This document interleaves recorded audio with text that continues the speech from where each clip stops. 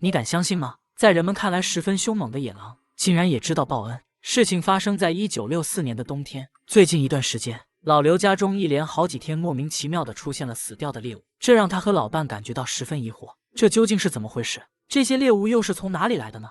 这年的冬天似乎格外的冷，莫名其妙出现在家门口的野味刚好能够解决老刘和妻子的吃饭问题。不过老刘还是认为不能随意接受别人的好意，因此为了搞清楚究竟是谁在不求回报的送来食物，老刘决定还是用守株待兔的办法，试图找到这个默默帮助他们的好心人。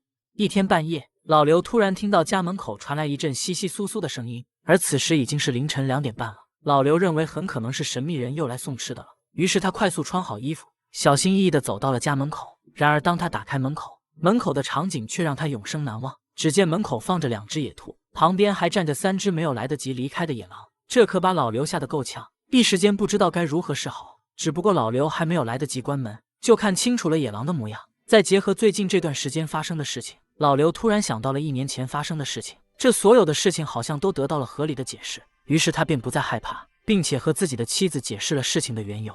为何野狼会突然出现在老刘家门口？难道他们曾经有过什么交集吗？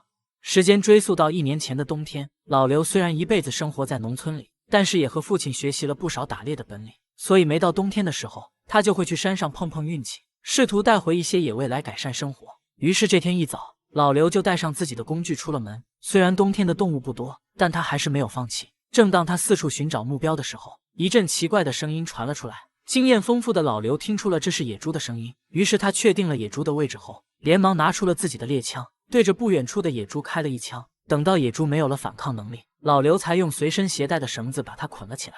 眼看时间已经不早了，老刘十分满足地拖着野猪就准备下山。只不过还没有等他走远，却再次听到了奇怪的声音。此时的老刘认为自己的运气实在是太好了，能够一次性碰到这么多猎物，于是他把野猪放在原地，毫不犹豫地朝发出声音的地方赶过去。然而让老刘没想到的是，自己看到的场景似乎和想象中完全不同。发出声音的并不是什么猎物，而是一头刚生产完的母狼。不仅如此，母狼的后腿似乎被捕兽夹夹住了，正在止不住的流血。由于身体虚弱，母狼丝毫没有攻击人的意思。在它的身后还有2只刚出生不久的小狼崽。老刘十分害怕自己遭受到攻击，于是想也不想的就准备离开。然而他突然想到，此时正是冬天最冷的时候，母狼促进身体虚弱，而且还受了十分严重的伤。如果自己一走了之，那么母狼和狼崽都活不过这个冬天。面对受伤的母狼和刚出生的狼崽，老刘究竟应该何去何从？经过一番心理斗争之后，老刘走到了自己刚刚打下的猎物旁边，用随身携带的刀具砍下了不少肉。他带着这些肉重新返回到了母狼所在的地方，并且把猪肉放在了地上。做到这一切之后，老刘也没有留下来的理由，只能拖着剩下的猪肉回了家。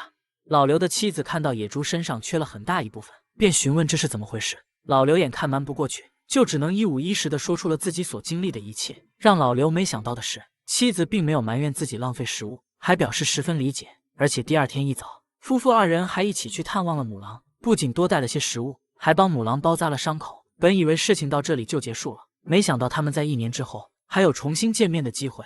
在这件事情之后，老刘依旧经常外出打猎，然而一次意外却让他摔断了腿。虽然经过治疗之后已经能够缓慢的行走，但却不能够外出打猎了，因此生活的重担落在了老刘妻子身上。到了冬天的时候，家里的食物已经无法满足他们的需求，而母狼不知道从哪里知道了些件事情，便开始不断的给他们送食物。老刘和妻子这才明白，原来母狼是在报恩。而在这之后，他们和野狼的关系也愈发亲近，成为了十分亲密的好朋友。本期视频到这里就结束了，对此你还有什么想说的吗？欢迎在评论区留言。曲普文新征稿了。